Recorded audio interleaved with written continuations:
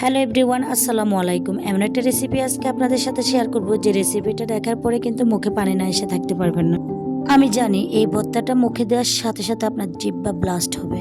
ভর্তা আমাদের খুবই পছন্দের একটা খাবার, বিশেষ করে যারা ভর্তা পছন্দ করে তারা ভর্তা না খেয়ে কিন্তু থাকতে পারে না।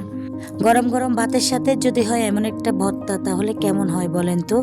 আমি তো ভর্তা পেলে আর কোনো কিছুই খেতে ইচ্ছে করে না। ভর্তা দিয়ে আমি এক প্লেট ভাত অনায়াসে খেয়ে ফেলি। এখানে আমি কিছু বরবটি নিয়ে নিলাম। বরবটিগুলোকে আমি দেখে নিলাম কোনো পোকা আছে কিনা। দেখলাম যে না, বরবটিগুলো খুবই ফ্রেশ। এমন তাজা বরবটি দিয়ে ভর্তা বেটে নিলে তো আর কোনো কথাই নেই। আমি বরবটিগুলো কেটে নিলাম, এখন ধুয়ে পরিষ্কার করে নিব। এখানে আমি কড়াইতে পর্যাপ্ত পরিমাণে রান্নার তেল দিয়ে দিলাম 2টা বড় সাইজের পেঁয়াজ কেটে, সাথে 3 থেকে 4 কোয়া রসুন আর কয়েকটা কাঁচামরিচ ফালি করে দিয়ে দিলাম। তেলের মধ্যে হালকা একটু ভেজে নেব। সামান্য পরিমাণে ভাজা হলে এখানে আমি দিয়ে দিব আগে থেকে ধুয়ে পরিষ্কার করে রাখা বরবটিগুলো। দিয়ে আমি হালকা একটু নেড়ে ছেড়ে দিব। এর মধ্যে আমি দিয়ে দিব সামান্য পরিমাণে লবণ। লবণটা দিয়ে আমি ভালোভাবে নেড়ে চেড়ে একটা ঢাকনা দিয়ে 15 থেকে 20 মিনিটের জন্য ঢেকে দেবো, যাতে করে সিদ্ধ হয়। 15 থেকে 20 মিনিট পরে ঢাকনা উঠিয়ে দেখে মোটামুটি সিদ্ধ হয়ে গেল। বরবটিগুলো খুব সুন্দরভাবে সফট হয়ে আসলো। এখন আমি আরেকটু ঢেকে দেব, ঢেকে দিয়ে ভালোভাবে সিদ্ধ করে নেব।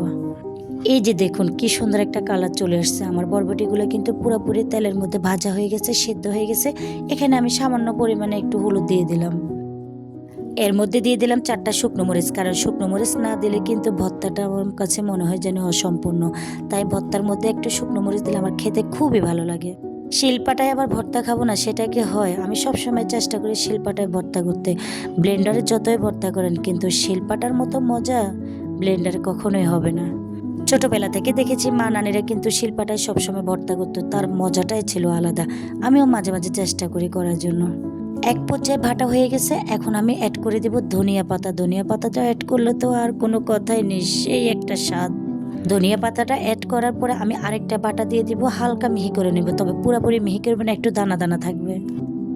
ফাইনালি আমার ভর্তার ডান। এখন আমি সামান্য পরিমাণে একটু সরিষার তেল দিয়ে দিলাম, দিয়ে ভালোভাবে মেখে নিয়ে নিলাম। দেখুন একটা সুন্দর করে একটা বাটিতে পরিবেশন করলাম, দেখতে যে কি দারুণ লাগতেছে বিশ্বাস করেন। জিহ্বায় দেওয়ার সাথে সাথে মনে হয় যেন ব্লাস্ট হচ্ছে। এত মজা হয়েছে এই বরবটির ভর্তাটা। আপনারা একবার যদি ট্রাই না করেন তাহলে কিন্তু মিস করবেন।